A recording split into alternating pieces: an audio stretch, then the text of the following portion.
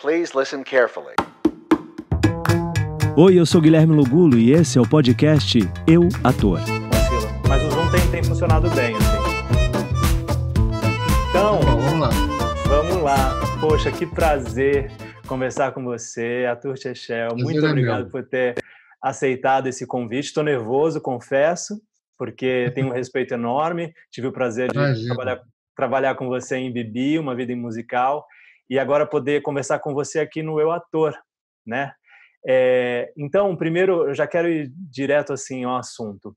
O que você prefere? Escrever como jornalista ou escrever para o teatro?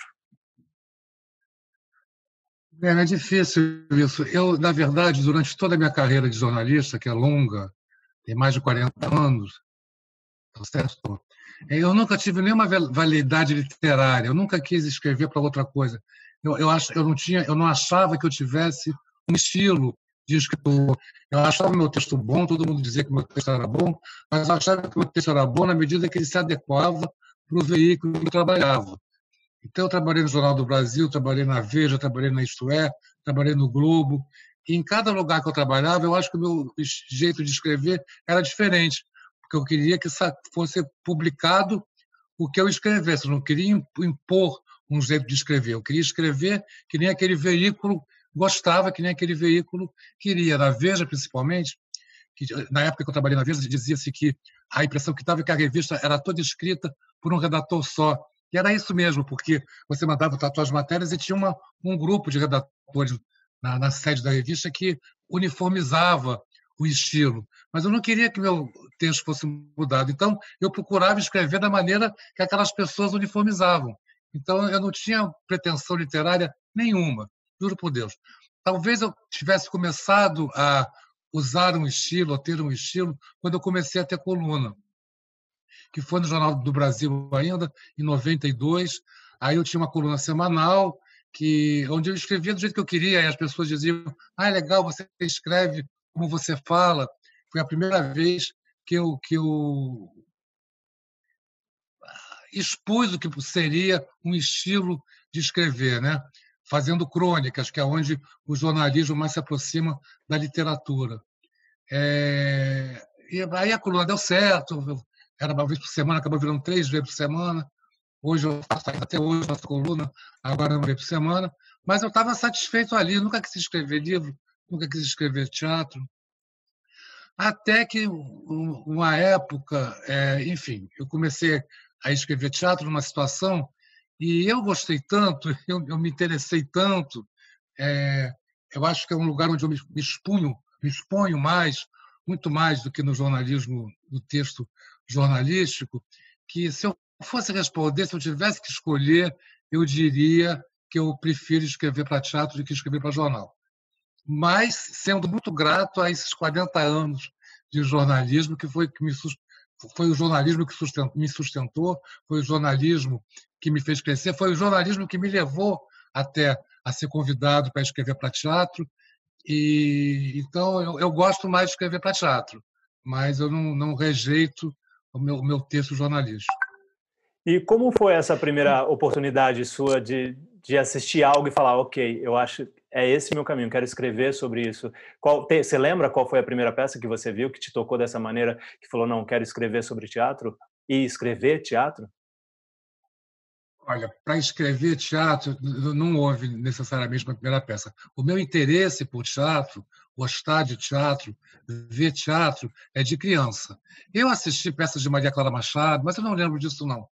Me lembro de uma peça infantil que eu vi com a Virgínia Lane, que era uma vedete de teatro de revista, mas tinha um público infantil, fazia a peça infantil, fazia o Coelhinho, o Teco-Teco. Mas nada disso, eu vou te dizer, que me influenciou, a não ser eu ter gostado, né? Agora, a primeira peça para adulto que eu vi e falei: eu quero ver sempre teatro, foi My Fair Lady. Foi a célebre montagem de My Fair Lady com a Bibi Ferreira, 64 ou 65, eu acho. E aí eu me tornei um espectador de teatro, com alguma dificuldade no começo, né, porque tinha que alguém me levar, eu era criança, né, meus pais não eram muito de ir a teatro, então eu tinha que encontrar alguém por perto que gostasse de teatro também, que eu pudesse ir junto. Mas depois, já mais adolescente, eu comecei por conta própria, aí eu fui a teatro a vida inteira. Mas nunca houve um momento... Eu fui convidado para escrever para teatro e aí topei a parada, mas não foi... não houve nenhum momento que eu dissesse assim, é isso que eu quero fazer, né? Eu te disse que é isso que eu gosto de fazer, mas não houve um momento em que eu pensasse, é isso que eu quero. Hoje eu não consigo me imaginar sem estar escrevendo para teatro. Espero que eu continue escrevendo até o fim. Isso é incrível. E você, então foi uma encomenda, esse primeiro projeto foi uma encomenda? Você lembra qual foi esse texto que te encomendaram? Quase tudo que eu fiz foi encomenda. O que aconteceu foi o seguinte, eu trabalhava muito em jornal o dia inteiro, eu não tinha tempo para outras atividades, né? Até eu ser editor do segundo caderno.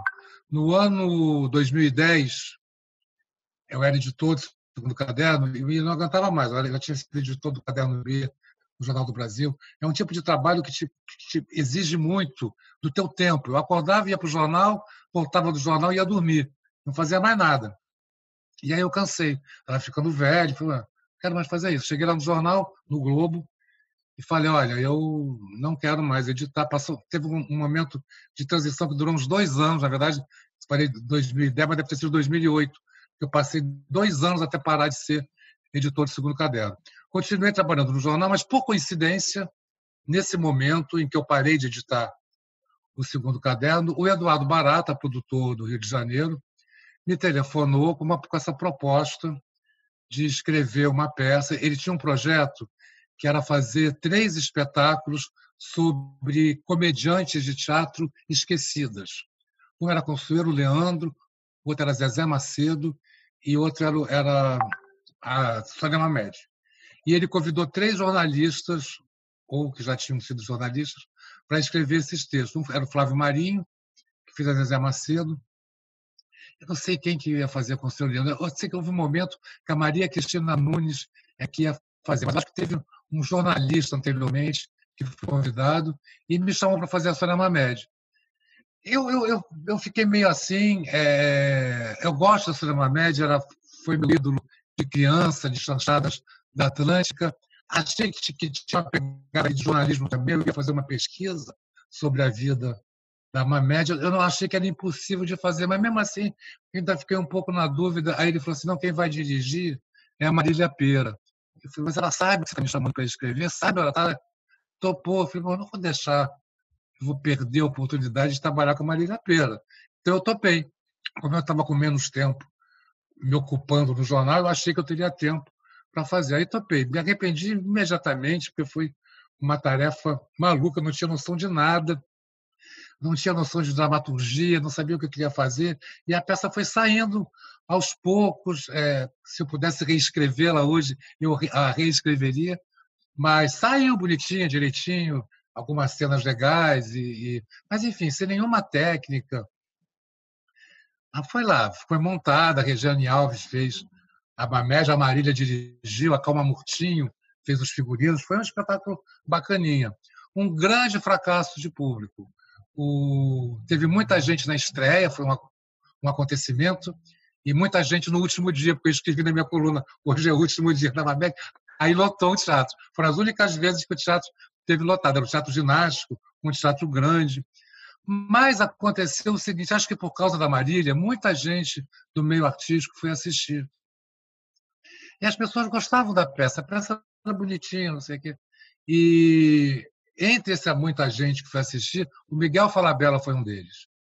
E aí, na época, o Miguel estava com um projeto de fazer Xanadu, ele ia traduzir, dirigir, e acho que estava vencendo o prazo que eles tinham para montar a peça, e ele estava sem tempo de escrever. Aí ele me ligou. Você não quer fazer? Eu falei, Miguel, eu não sei fazer isso. Eu fiz uma peça agora, mas foi acidentalmente, não vou ficar fazendo isso. Não, eu acho que você tem a verve, ele disse.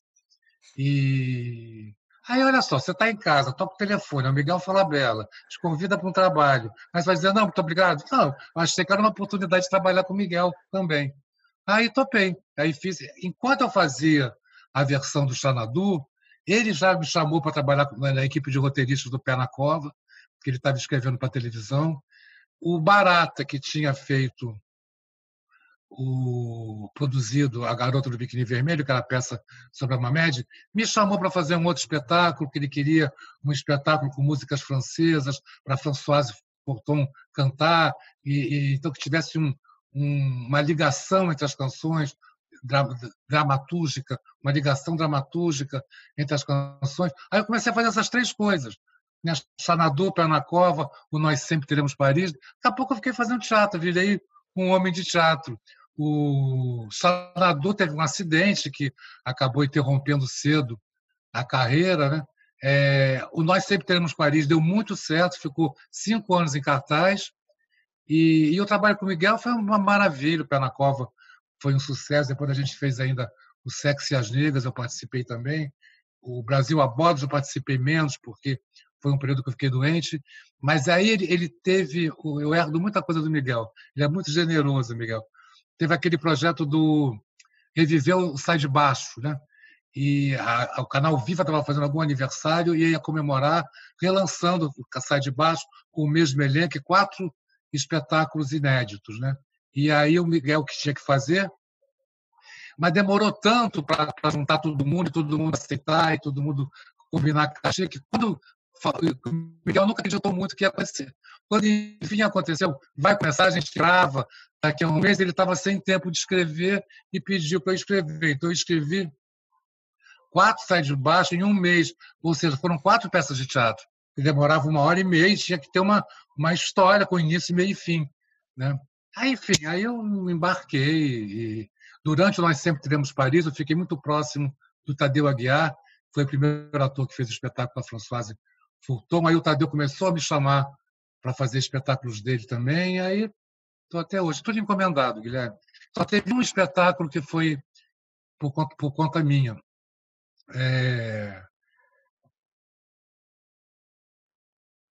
Pegando a fórmula do Nós Sempre Teremos Paris, que era um ator e uma atriz cantando, e 3 músicos, uma coisa simples, eu queria fazer um espetáculo de Natal. No mundo inteiro, quando chega final de novembro, até início de novembro, né, os teatros fazem espetáculos que remetem ao Natal. Né? Tem as pantomimas na Inglaterra, né? Tem alguns musicais na Broadway sempre. O Radio City faz um espetáculo de Natal. Eu queria fazer um espetáculo de Natal. Então, eu bolei uma história que se chama Um Natal para Nós Dois, onde um ator e uma atriz, mas uma dramaturgia um pouco mais sofisticada, talvez, do que Nós Sempre Teremos Paris. Era uma historinha mesmo, e onde os cantores /atores pudessem cantar músicas de Natal. Adorei fazer isso. Aí eu fiz uma pesquisa sobre canções de Natal brasileiras, de música popular, né? Que teve um tempo, até o finzinho dos anos 50, que todos os grandes cantores brasileiros cantavam músicas natalinas. Né? Francisco Alves, Ângela Maria, todo mundo gravou, Dalva de Oliveira. E eu descobri que o Chico Buarque tinha uma canção feita para o Natal.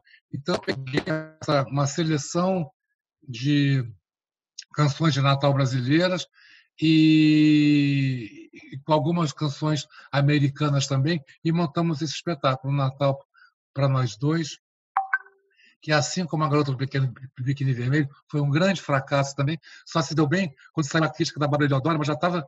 Porque a minha ideia era fazer um espetáculo sazonal, todo ano, no fim do ano, tivesse a peça. Né? Mas aí, enfim, o público não embarcou, estava ocupado fazendo compras, eu acho. Não é por acaso que ninguém faz esse tipo de espetáculo no Brasil, mas no fim saiu uma crítica positiva da Bárbara Eleodora e a gente teve umas boas últimas semanas. Mas, enfim, esse espetáculo eu fiz porque eu quis escrever e só, o resto tudo foi encomendado. Que bacana, eu não sabia dessa sua parceria com o Miguel, e que generoso, né? Que generosidade de te abraçar e falar, vem, te apresentar um mundo do teatro. Você achou a melhor pessoa, né, para te levar para o mundo do teatro. Ô, Guilherme, o Miguel, é muito comum um artista falar isso sobre as pessoas. Fulano é muito generoso, fulano é muito generoso. Agora, não há ninguém mais adequado para receber esse elogio do que o Miguel. Ele é realmente muito generoso. E além dele me passar os trabalhos, foi uma aula para mim também. Meu curso de roteiro foi com o Miguel. Nunca fiz curso, não tenho nenhuma formação para ser roteirista, mas trabalhar com ele no Pé na Cova foi uma aula de roteiro. Era um trabalho diário, né? A gente tinha reuniões uma vez por semana. eu via ele reescrevendo, eu via ele tendo a ideia, eu via ele fazer o texto final. Aquilo foi um aprendizado que eu nunca vou deixar de dever a ele. E até hoje, quando eu escrevo, eu penso, o que o Miguel acharia disso? Eu escrevo para agradar o Miguel. E depois a gente fez uma parceria também, que foi um musical sobre a Hebe, né? Teve um momento que a família da Hebe Camargo, né, quis fazer uma série de homenagens para ela, né? Então, fazer um filme, fazer um documentário, fazer um filme de ficção, fazer um musical de teatro, fazer uma biografia. E eu fui chamado para fazer a biografia. Então, eu fiz a biografia da Hebe, entreguei. Foi o primeiro projeto que saiu dos projetos da família, mas tinha todos os outros. Aí teve um momento do musical, chamaram o Miguel para dirigir. O Miguel falou, não, só faço se o Chechel escrever. Aí eu marquei de novo, aí fizemos juntos. É tão engraçado, às vezes eu não sei o que foi que eu que fiz, o que foi que o Miguel que fez. Ele, nessa história da Hebe, por exemplo, ele queria uma música de abertura. E ele falava, eu quero fazer um espetáculo tipo music hall francês. Nem sabia o que era music hall francês. Aí eu fui para casa ficar ouvindo no YouTube músicas de music hall. E aí peguei uma lá e fiz uma versão apresentando o espetáculo, mandei para ele e falei, é bem isso, eu queria uma coisa assim, La Mer, né? E aí eu dizia assim, vem ver. Aí voltei para casa, peguei La Mer, Charles Aznavour cantando, né? E fiz em cima desse Vem Ver. Ele falou, ele está num grupo de vedetes entrando em cena, chamando o público para ver aquela vida que a gente ia contar. Aí uma vez a gente estava assistindo, já foi depois da estreia, foi um grande sucesso o Hebe. Ficou 4 meses em cartaz em São Paulo, lotando o Teatro Procópio Ferreira, e não viajou porque era um espetáculo muito caro, não conseguiu patrocínio para viajar. De vez em quando algum produtor pensa em remontar, mas não rola. Mas aí um dia a gente estava vendo, não era nem, já foi bem depois da estreia, eu acho que era um espetáculo que a Lolita Rodrigues foi assistir e o Agnaldo Raiol ia fazer uma participação, aí eu e Miguel fomos lá ver, né? E aí ele vendo e dizia assim, tão boa essa ideia, né? Vem ver, muito bom isso que você criou. Eu falei, não, Miguel, foi você que criou. E aí ele mesmo também não sabia mais o que ele tinha feito, o que eu tinha feito, né? É uma parceria que eu me orgulho muito. Ai, que demais. Você escreveu grandes biografias, né, para o teatro musical, assim como Hebe, Cartola e Bibi, que eu tive o prazer de participar. O desafio é maior quando o homenageado está vivo? Porque a Bibi estava viva na época, e eu lembro, foi emocionante quando ela foi assistir, cantando da plateia. Como é que é esse desafio de ter o homenageado vivo? Guilherme, não sei se é desafio, dá mais medo, né? Ele pode chegar lá e dizer, não é nada disso, está tudo errado, detestei, né? O Cartola não podia fazer isso, nem a Hebe, né? Então, a questão do homenageado estar vivo, eu acho que é só essa, porque você vai ter o crítico do retratado, né? Isso atemoriza. Não sei se desafia, né? Mas em relação em relação à Bibi, deu tudo certo, né? Eu acho que essas coisas, eu acho que são raras de acontecer, né? O elenco era certo, né? A direção era certa, deu tudo certo, né? Então acho que não tinha como a Bibi não gostar.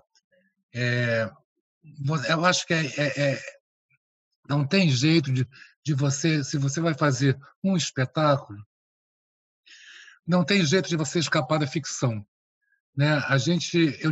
Quando eu fiz o Bibi logo depois da Hebe. E na Hebe eu tinha optado por fazer Os Amores da Hebe, né? Então, a história da Hebe se desenvolve a partir dos namoros e casamentos dela. E quando eu cheguei a Bibi, eu achei que era isso também. Talvez isso seja a vida de todo mundo, né? Porque era muito forte as ligações amorosas da Bibi, né? Mas eu fiquei com medo, não vão dizer que eu estou me repetindo. Na verdade, ninguém diz nada, porque ninguém vê tudo, né? Ou a crítica, quando vê, não compara com o espetáculo anterior. Acho estranho isso. Mas, de qualquer maneira, eu tinha medo. As pessoas vão dizer que eu estou com uma fórmula, né? Mas ninguém fala muito de mim quando escreve as críticas, então não acontece essa comparação. Desculpa. Mas eu pensei nisso e não queria fazer, não queria repetir a fórmula da Hebe, mas aí é muito forte na Bibi a questão dos relacionamentos, e é muito engraçado. Ela namorava os caras e trazia eles para o teatro, né? Porque aí logo virava diretor da companhia, todos os maridos da Bibi foram diretores da companhia dela, e alguns não tinham relação nenhuma com o teatro e passaram a ter. Então, cada vez que eu pensava no que fazer, eu achava mais que era isso mesmo, aquelas relações amorosas. Mas não tem como você não ficcionar, né? E também com o Homenageado Vivo também você fica temeroso para ver que não foi bem assim, né? Mas eu dei sorte. Na Mamed, a filha da Mamed foi ver, e quando acabou o espetáculo, ela estava emocionada e disse: eu sei que é teatro, né? Eu sei que não é a vida verdadeira, eu sei que você não reproduziu a vida dela e nem quis. É teatro, mas você foi tão bonita, a homenagem foi bonita. E eu lembro que a Mamed bebia muito, e eu pus esse espetáculo inteiro ela bebendo cerveja. E aí a filha dela me disse: a mamãe era da vodka. Mas não importa, né? Deu certo ali, e ela adorou, e foi generosa também de ver que a figura era teatralmente era mais importante do que a figura verdadeira, né? Teve um outro espetáculo que eu fiz também, produção do Barata, depois que o Barata fez as 3 comediantes, porque aí teve a Mamed, depois teve a Zezé Macedo, que o Flávio Marinho escreveu, e a Consuelo não foi feito. Aí ele foi para 3 comediantes homens, né? Então seria o Zé Trindade, o Ivon Cury, não lembro qual é o terceiro. O Ivon Cury foi feito. E eu fiz o Zé Trindade. E no Zé Trindade tinha também um dos personagens, era a Dercy Gonçalves.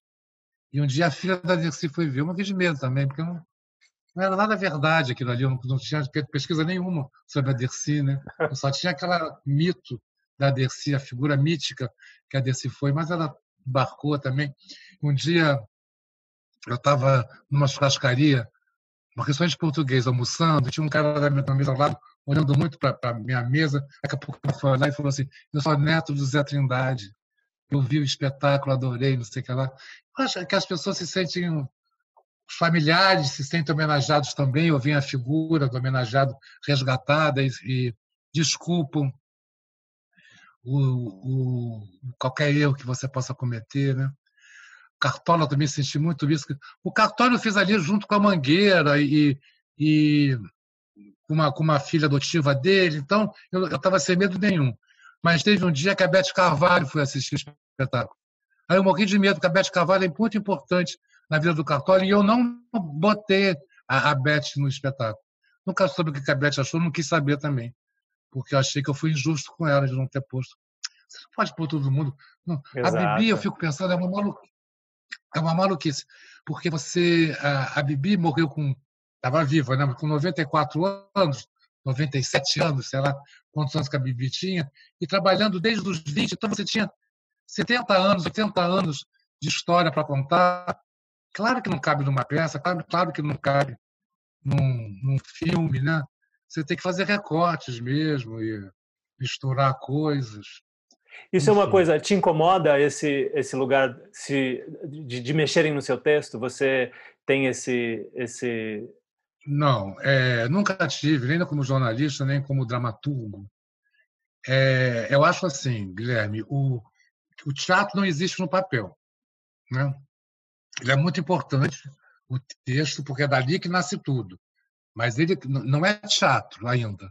Ele é teatro quando um diretor lê aquele texto e tem uma ideia sobre ele. Ele é teatro quando um grupo de atores se debruça sobre a direção do diretor, sobre a orientação do diretor, se debruçam sobre aquele texto. E aí entra o iluminador e entra o produtor. É todo um conjunto de coisas que o teu texto começa a virar parte daquele conjunto. Então, às vezes, se é mais adequado cortar isso ou cortar aquilo, se às vezes a fala não é convincente, quando você só descobre isso quando o ator está falando, eu não tenho problema nenhum. Eu gosto de participar da mudança, mas também se eu participar, eu não fico mexido, não. No Cartola houve algumas alterações e eu não me meti e quando começaram a falar, a gente está querendo mudar algumas coisas. Não se preocupa, muda, eu sei que assim mesmo pode mudar. Aí eu não gostei quando eu vi mudado, mas não reclamei também, porque eu tinha autorizado, né? Mas então eu gosto de participar, mas não bato o pé, não muda de jeito nenhum. Não, isso é um trabalho em uma grupo obra mesmo. conjunta, né? Eu acho que é isso. O teatro é conjunto, o teatro é feito junto, né? Você fez o Paulo Pontes na Bibi, né? Você não tem nada do Paulo Pontes, né? Paulo Pontes era baixinho, cabeça chata, tarracado, né? Com forte sotaque nordestino, e você fazia uma figura grandiosa, até o Paulo Pontes, né? Exato. Você não, enfim, eu acredito que o meu texto te ajudou a fazer aquele Paulo Pontes, mas aquele Paulo Pontes é teu, não é meu, né? Ou então é nosso no máximo, né? Mas eu não posso Exato. ficar brigando, não bota esse ator porque ele é alto e o Paulo Pontes é baixo, aí não dá certo. O teatro tem esse lugar lúdico que é impressionante, né? Como você vê, eu penso muito quando eu fiz Elisa musical com a Laila, que você vendo a Laila é uma pessoa que você fala, não, jamais poderia fazer Elisa. E ela se transformou em Elisa daquela maneira absurda. Agora, você como tradutor, você traduziu Xanadu e recentemente A Cor Púrpura. Como é que é isso para você de traduzir e manter a alma daquele espetáculo? Porque A Cor Púrpura é um espetáculo super famoso mundialmente, tem um filme. Você, enquanto tradutor, esse cuidado para traduzir a obra e manter ali aquela identidade, como é que é isso para você? Talvez seja o aspecto mais difícil desse tipo de trabalho, né? Eu acho que o tradutor é coautor também, porque A Cor Púrpura foi um trabalho muito difícil, porque ele era falado numa linguagem de um tipo de gente, era uma turma, era um grupo de negros numa época próxima ainda à escravidão, então tinha um jeito de falar inglês de uma maneira muito própria e que você, como leitor americano, né, o espectador americano identificava e que era difícil transpor para português. Tinha uma coisa ali de juntar palavras, né, criando uma terceira palavra nova. Tinha várias coisas que era muito rico no texto original e que não tinha como você fazer em português. Então, você tinha que estabelecer como é que eu vou mostrar que esse grupo faz parte desse extrato social e falar português, né? É complicado mesmo, mas eu acho que com esforço você chega lá. Teve uma coisa que me perguntaram uma vez numa rede social. As músicas da peça são praticamente reproduções de textos do livro. Você manteve isso? E eu falei, mas como é que eu manteria? Porque, primeiro, que as músicas da peça são do texto em inglês. Existe um outro texto do livro em português, que já foi uma tradução também, né? Então, que eu devo manter o texto dessa tradução. E quando você faz a música, quando você faz a versão da música, tem tantas variantes te levando para um lado, porque você tem que manter a métrica numa língua completamente diferente, de acentos diferentes, né, de tônicas diferentes, e você tem que manter a tônica. Claro que não é igual, claro que eu não mantive o texto, e eu nem li o texto, e eu nem sabia que as letras das músicas eram tão parecidas com o texto em inglês. Eu quis fazer um texto, uma versão. No caso da Cor Púrpura, isso era muito, muito forte, porque na Cor Púrpura é aquele tipo de musical em que a música realmente comanda a ação e realmente você conhece a personalidade dos personagens pelo que eles cantam.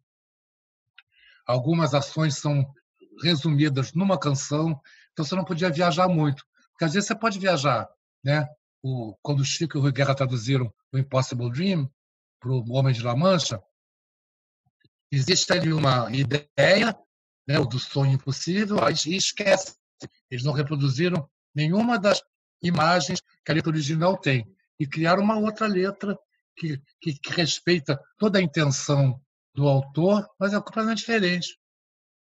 O corpo você não podia fazer muito isso porque você tinha que dar aquelas informações. Olha, nesse momento ela está dizendo não, então você não podia viajar muito, que eu acho que é permitido também na versão. Então esse trabalho foi complicado.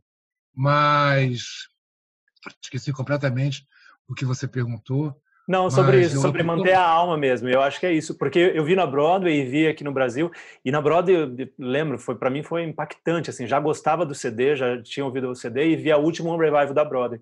E aí, no Brasil, eu falei, cara, vamos lá, porque eu tinha um carinho muito grande.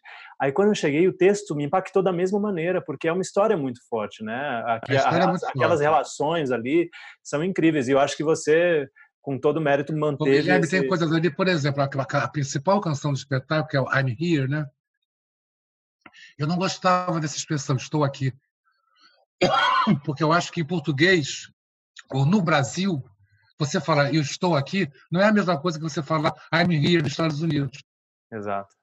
Mas é uma canção tão forte, tão famosa, e a mais famosa do espetáculo, que eu achava que as pessoas iam para a plateia, mas quando é que ela vai cantar Estou Aqui? Como é que ela canta Estou Aqui e não diz Estou Aqui? Né? Aí eu mantive Estou Aqui, meio... Também o Tadeu queria que mantivesse, mas eu, se me deixasse viajar muito, eu tirava a expressão Estou Aqui e procuraria outra. Né? O Hell No também, porque tem uns truques, eu acho que tem várias maneiras de você traduzir. Ou você faz literal, e nesse ponto a cor púrpura tinha algumas vantagens, porque no original não há muitas rimas. Então, a gente tem que ter a preocupação de também rimar. Né? Isso é bom, isso facilita. Mas, por exemplo, o Hell No, então, que às vezes você pode ou fazer a tradução ou buscar a mesma sonoridade. Né? Então, o Hell No virou Eu Não, que não quer dizer Hell No. Né? Mas eu achei que valia, porque mantinha a sonoridade da canção original. Ainda deu para botar uma chave que a plateia vibrava, que o não é não, né? que é uma característica de movimentos feministas no Brasil. Enfim, mas o que aquela música, o impacto que ela provocava na montagem da Broadway, ela continuou provocando na montagem brasileira, mesmo a versão não sendo literal, né, ao texto original. Tem outra que eu achei que foi difícil também, que foi o Outro ou Nada, né, que é a versão do Fumonti, né, que o autor dizia que o desafio do David Yazbek, né, que ele queria provar que você podia fazer humor nas letras das canções. Ótimo dele provar isso. Agora faz isso na versão, entendeu? Prova que faz humor na versão, está fazendo a tradução da canção, né? Então isso foi barra pesada também. Eu vi, eu adorei também. Cada vez que a plateia ria, enquanto alguém cantava, eu dizia, opa, chegamos lá. Acertei. Né? Muito bom. Agora, para a gente encerrar aqui o nosso papo, eu sempre tenho esse momento que eu peço para a pessoa, se você, Chechel, pudesse voltar lá atrás para aquele jovem iniciando a carreira de jornalismo, o que você diria para esse jovem? Opa! A Fernanda que fala, quando fala da carreira de atriz, de ator e atriz, quando passa essa pergunta, ela fala, desista. Né? Agora, se você descobrir desistindo que vai morrer, então volta. Né? Eu acho que é parecido com isso. É uma profissão, cada vez mais, que você tem que ter muita dedicação, porque eu peguei uma fase que já se dizia que estava acabando, que era decadente, que acabou agora. Imagina agora, que o mercado está difícil. Imagina agora, está muito mais. Né? Hoje eu acho que o mercado, no meu tempo, era um paraíso, né? Mas é uma profissão que você tem que o jornalista, né? Que você tem que ter dedicação integral, não existe hora de escritório, não existe você ir para casa e deixar de ser jornalista, você é jornalista o tempo inteiro, né? Você sai para jantar e começa a olhar para o lado e perceber um comportamento, ou ouvir uma informação que você já está pensando em levar para o jornal, ou para a revista, ou para o teu telejornal, o que você estiver fazendo. Então, é uma profissão que você tem que morrer se não fizer, porque senão é melhor desistir. Você tem que ter uma dedicação que estraga a tua vida particular, você não tem muita vida fora da redação, ela te exige um horário muito maleável, você entra cedo, sai tarde, enfim. Tem todos os efeitos para um workaholic assumir, né? Mas, se você não conseguir viver sem isso, insista, né? E você diria o mesmo como autor e escritor? É a mesma paixão que precisa ter essa mesma paixão? Eu acho que o autor tem ele tem, por exemplo, a vantagem que agora, nós estamos conversando durante a pandemia, agora as pessoas estão descobrindo que é o home office, né? Para um dramaturgo, a vida é sempre home office. Você está sempre em casa, o trabalho é sempre em home office. Então, não é tão desgastante quanto um trabalho numa redação de jornal, de revista ou de televisão. Mas, então, acho que não. Você pode enfrentar mais numa boa. Agora, não tem mercado para tanto roteirista, não tem mercado para tanto dramaturgo, né? Mesmo assim, eu acho que a profissão do ator é mais difícil. Então, acho que quando a Fernanda fala desiste, se você morrer, volta, ela está falando de atores e atrizes, né? Que aí sim, acho uma entrega total, né? O dramaturgo, o escritor, o ator, ele acha que tem outros caminhos, né? A literatura, né? O próprio o cronista de jornal, então ele pode encontrar outros meios de subsistência aí. O ator e a atriz não, né? Ele tem que representar só, né? É o palco, pode né? ter várias plataformas, mas é sempre difícil, né? E é sempre de muita dedicação, e cada personagem é um desafio. Então, acho que o desista vale menos para o dramaturgo do que para o ator. Chechel, muito, muito, muito obrigado por essa oportunidade. Obrigado a você. Muito feliz, acredito que a gente vai inspirar muitos jovens aí que escutam o podcast e assistem no YouTube. Então, obrigado pelo seu tempo, né, nesse período de pandemia aí. Espero que você esteja bem, com saúde e cuide-se. E obrigado, viu? Obrigado mesmo. Saúde para todos nós. Até mais.